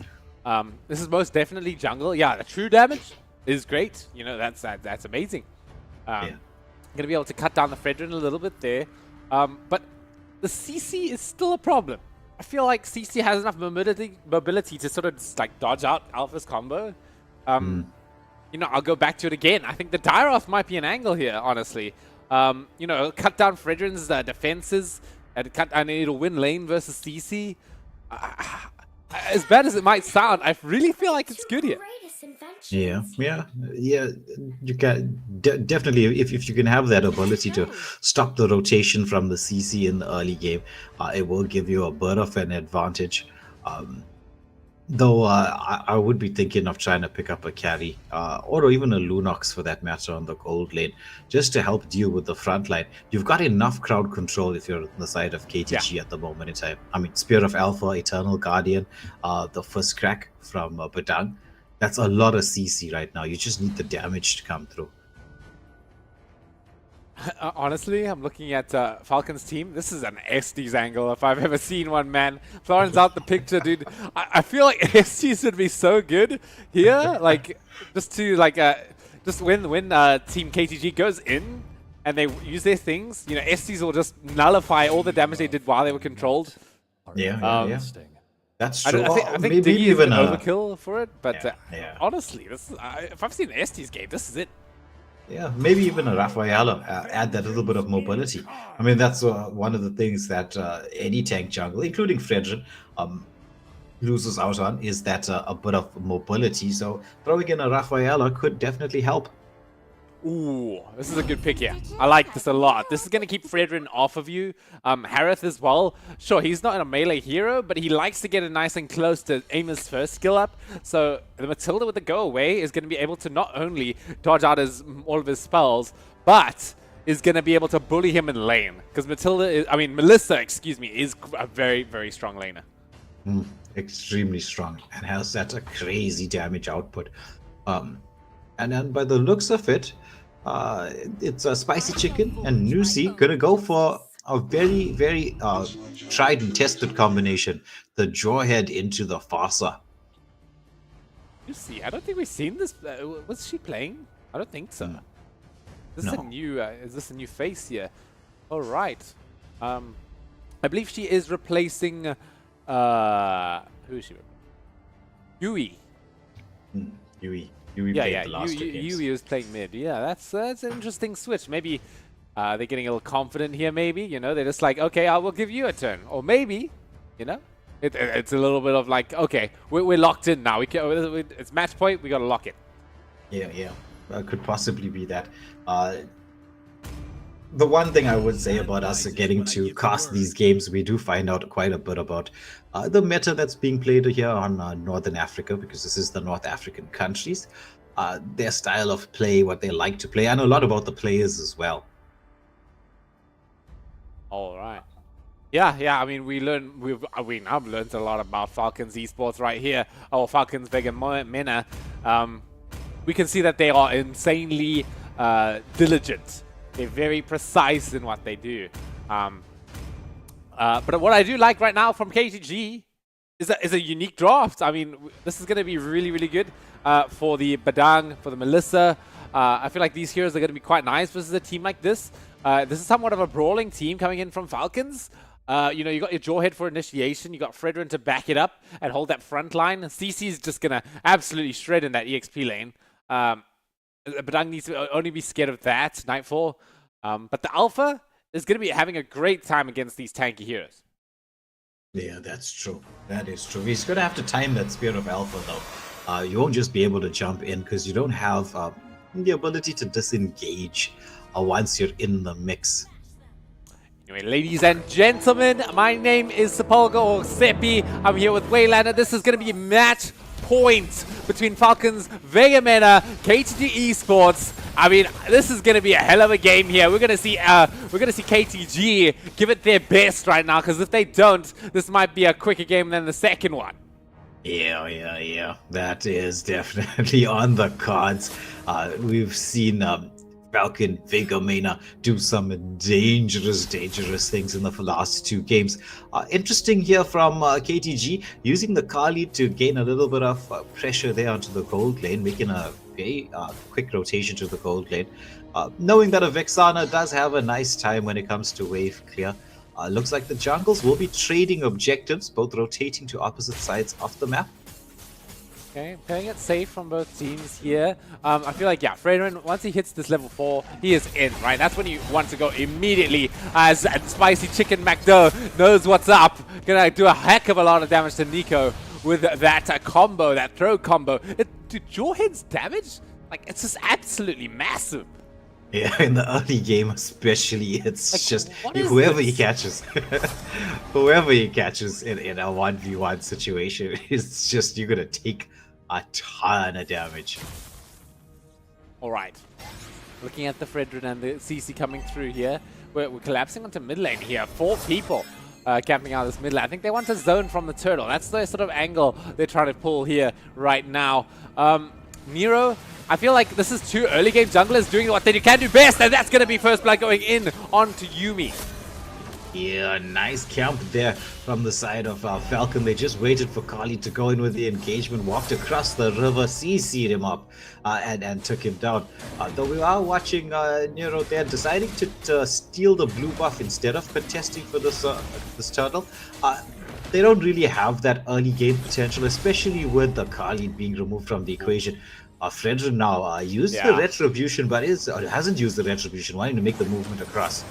This is exactly what's a bit risky about raiding blue buff like this, is that they can go to your blue buff in that situation. Look at the damage onto the backline. Sunlight doing all of it with the help of Velvet. And now Yuumi, she's not going to be able to help clean up at all. That did not pay out in the best way for KTG. That feathered airstrike from Nusi there on the far side. Beautiful positioning. I must say the ability to zone that is like basically airstrikes, just getting nuked from above, and there's nowhere to go.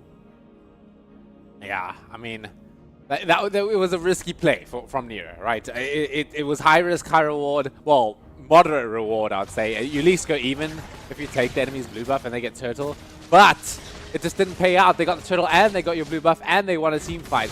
So already in this game, we're looking at a comeback situation for KTG to do something about it. Anyway, Yuumi gonna get hit with that lock on target and all from Spicy Chicken McDo. There it is, the Sandstorm. Really Sandstorm. Yuumi just barely not making it out of there. Looking at the feathered airstrike, it's doing pretty flippin' good damage. Yeah. It's just that aerial nukes. Positioning on point by Lucy. They look at the engagement here by Harith. He's just dancing around, but the rose gold meteor shield coming in very, very clutch for the Melissa. She's sustaining through all of this, so a fairly even trade between the 2 gold laners. Oh my goodness, Nico with the blow up in the river. Oh, that was nasty, man. That was an outplay. That's what you call in a solo bolo. That's a solo bolo right there. Yeah. Oh, Fredrin going in onto the Kali. Kali trying to escape here, but there's just so much of CC potential from the Fred. Badang has made the rotation across, lands the first crack onto Velvet on the CC, but CC just walks it off, throws a yo-yo, and back to full health almost.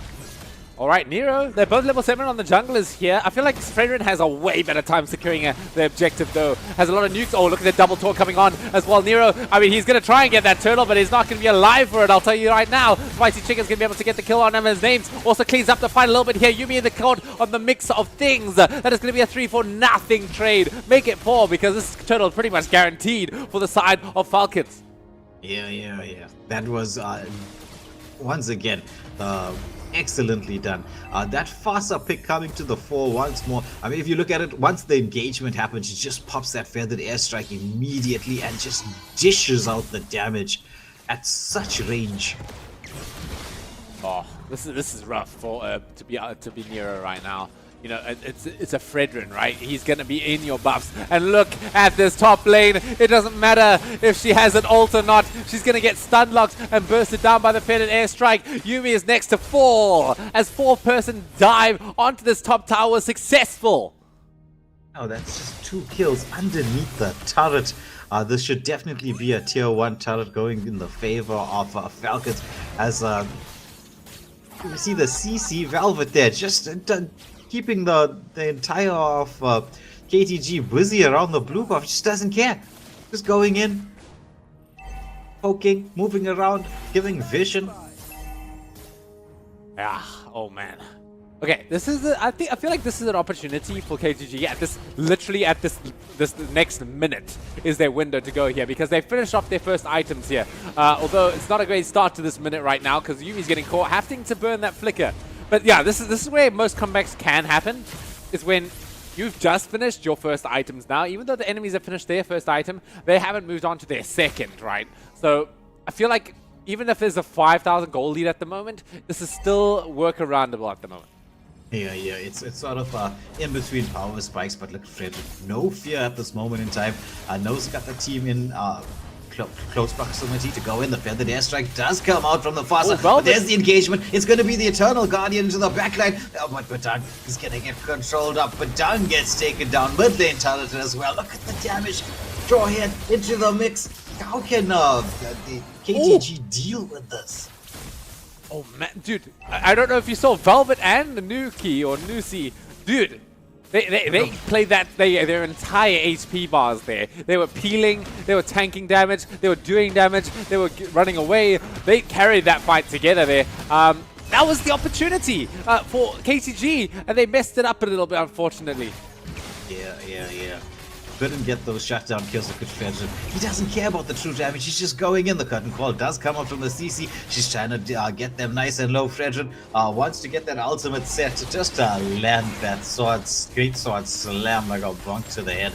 Take down 2, but there's the disengage. And once more, Seppi, just like the first game, look at the control. Oh yeah, I mean, that's what a Fredrin does. He's in your buffs, and he's not letting go. Yuumi getting tossed by the jaw head. Nice Eternal Guardian landing onto 2, but it is not enough to save this fight. This Harith, or this Zaman Force, is dealing tons of damage. Light, sunlight, just going in. No fear at all. Just taunting under towers. I mean, this is crazy.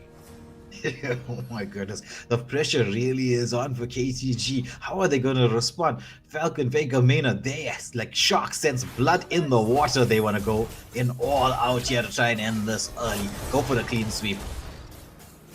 Oh yeah. Okay, we do have a Vexana, and we have an Akali for the base defense here. Sure, the Matilda and the Badang hurts. Actually, look, I mean, their team is not too bad for defending towers here. Oh, but the turn call catching on near. He tried to use the Spear of Alpha out, but couldn't. Not even the Lord, a tier 3 turret being taken down there in the base. Recall dancing around here, trying to bait them out. This could be another tier 3 turret going down the line. They're so scared. Oh, look at the kickback from the Joyhead. The damage is coming up from Melissa, but is it going to be enough? She managed to take down the Joyhead. The follow-up is in there. German force from Harris, but he's going to get taken down. Is this the opportunity? The curtain call does land. Melissa gets stuck back in. The feathered airstrike in response from the Fossa, but Melissa, she's trying to walk in to do something.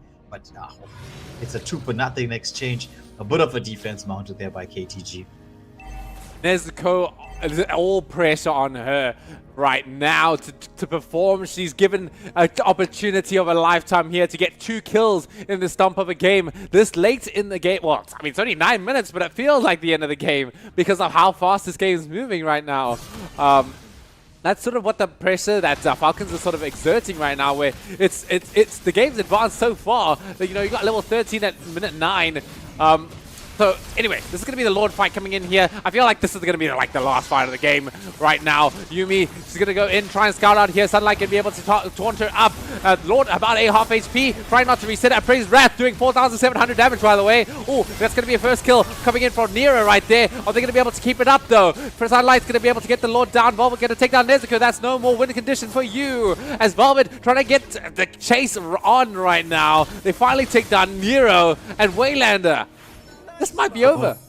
This could be it. It's a 3-for-0 exchange. 2 left against 4. What was it? The 3-for-1 exchange. The engagement is on the curtain. Qual comes on the 7-force as well. They take down yet another. Look at this feathered airstrike. Nukes from above as they take down yet another one. The base is open. They're not even locking onto the crystal there. I mean, here comes the Lord. All right, we have one more team fight in our pockets. Can KTJ do this? We're going to see Nightfall already spawning in about 5 seconds here. They are going to be able to kite down the Lord here as Falcons Esports, they play it reserved. Yeah. They opted. I mean, you did use a lot of their skills at that moment in time, and the discipline being shown from them there is exactly what you'd expect of a team of their caliber. Nightfall almost getting picked off there. Luckily had the out. But okay, if we know anything about Falcons, they do not like dive here. Although they're free to do so. I mean, if you look at the scoreboard and the net worth graph right now, they should be free to get this tower on their own terms. We're going to see Sunlight trying to go in, misses out the energy eruption onto the target here. Tower finally goes down. Is this going to be the ending angle for them? They're looking for it. They're hovering around. They still have 90 seconds before the Lord. The base is not even 100% HP here. Sunlight trying to go in here. Not going to have the energy eruption just yet. Although, here comes the defense. Nightfall taking quite a lot of damage from the feathered airstrike here as well. Coming in with the Spear of Alpha here. Nice Terrify coming in onto names there. But the lock on the base. The Harith with the 7-force trying to knock it down. But there's going to be the shutdown coming up from Neko. This could be the shutdown. Maybe looking for the base. It's almost down. My goodness. Game, set, match, series. Falcon, Vega, Mena. Your Africa Cup. Carry1st Africa Cup. The MWI champions. Taking this in a clean sweep fashion, 3-0. Well played to them. And so I think, ladies and gentlemen, it was. I think we're going to go move over to the interviews to check out the players right here. But last word from us, yeah. I mean, congratulations to Falcons for winning this game. I mean, they deserve it. They do.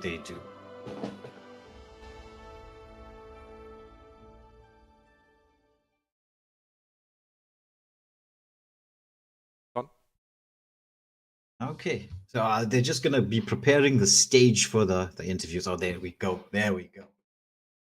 Winning team and the qualifiers who claimed the African spot for Esports World Cup. Congratulations once more to Falcons, Vega, Mena!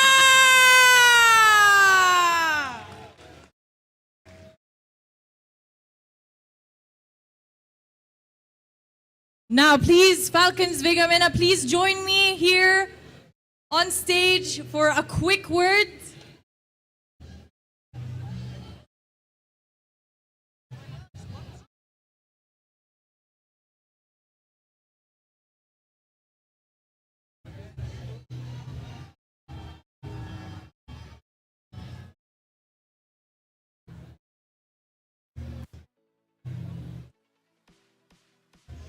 Once again, Yagama, this is Insomnia Egypt live at the esports stage, and we have our winners in the grand finale of Mobile Legends Bang Bang. Congratulations once more to Falcons, Vega, Mena, who showed amazing strength as they dominated the Rift tonight.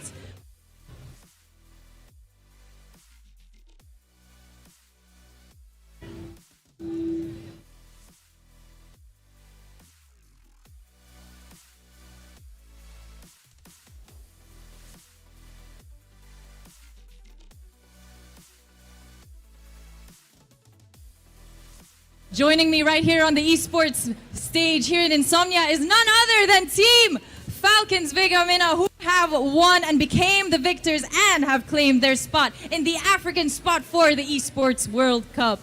Hey Abanet, how does it feel to win and claiming your spot في African spot في Esports World Cup? طبعا مبسوطين جدا وتعبنا ما راحش على الفاضي وبان فعلا اللعبه وكان سلس والجيم كانت جميله وفرحانين. طيب انتوا جاهزين بقى next step ايه بقى؟ احكوا لنا بقى الاستراتيجي. What's your next step؟ هتجهزوا ازاي للإيسبورتس وورلد كاب؟ هنبراكتس عادي. طيب انت ايه احساسكم for this match والاكسبيرينس عندكم في انسومنيا هنا like احكوا لنا بقى how did the match go between انتوا KTG Esports. The match was really good يعني مش عارفة بس كانوا هما كويسين واحنا لعبنا كويس الحمد لله وكانت اللجام كويسة. طب انت are you excited لل Esports World Cup؟ الصراحة يعني عشان احنا كان أول مرة رحنا وما حلفناش الحظ فلينا فرصة تانية إن شاء الله نعوض فيه. طب how does it feel to win هنا في الانسومنيا stage؟ It feels good بصراحة. يلا once again congratulations to our winners and the qualifiers for the African spot of Esports World Cup. Team Falcon Vega, congratulations once more. And now for our final world, I would like to invite next to me to the stage none other than Guillaume Noe, VP of Growth and Carry1st. And none other joining him today, joining me on stage, please welcome Ray Ung, the head of esports ecosystem for Mobile Legends Bang Bang.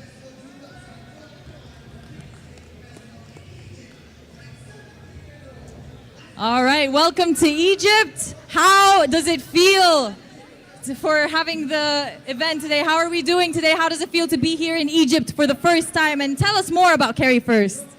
Of course. Well, it's amazing to be here at Insomnia. It's my first time in Egypt, and I'm really glad to meet all this vibrant gaming scene. All the players from Egypt are here. We've seen some great games with the teams today, so this is really great. We are super happy to give the opportunity to players in Africa to showcase their talent. We saw KTG fight hard.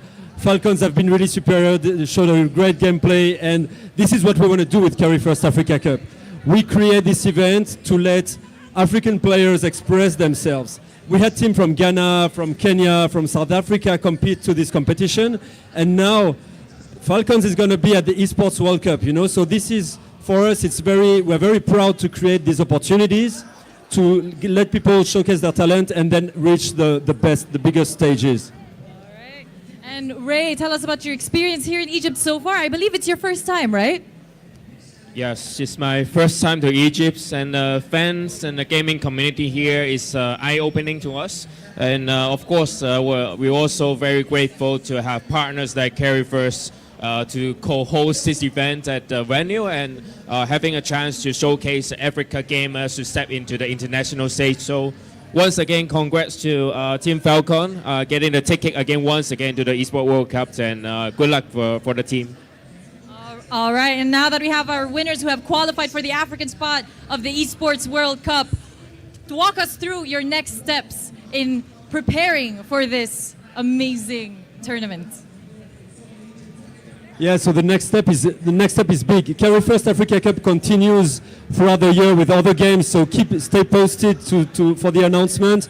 And of course, I'd like to thank Munton on behalf of Carry1st for creating this opportunity.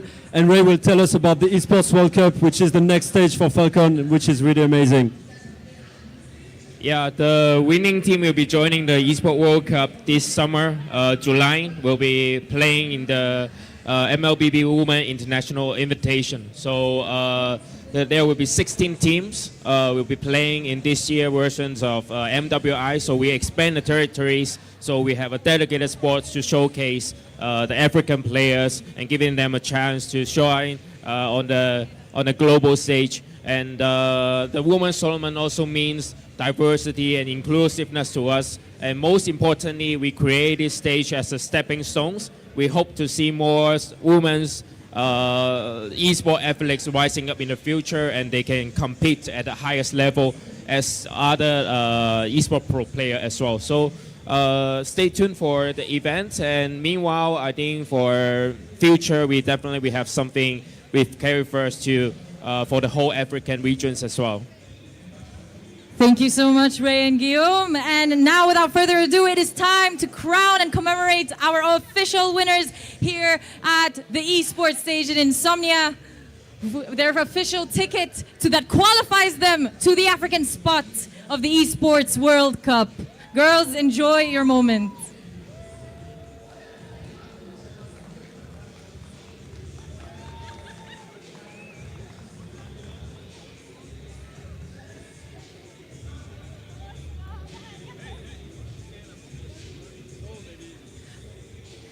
Congratulations once again.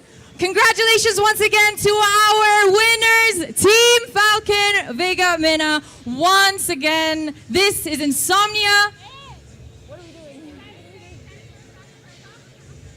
Oh, right, okay.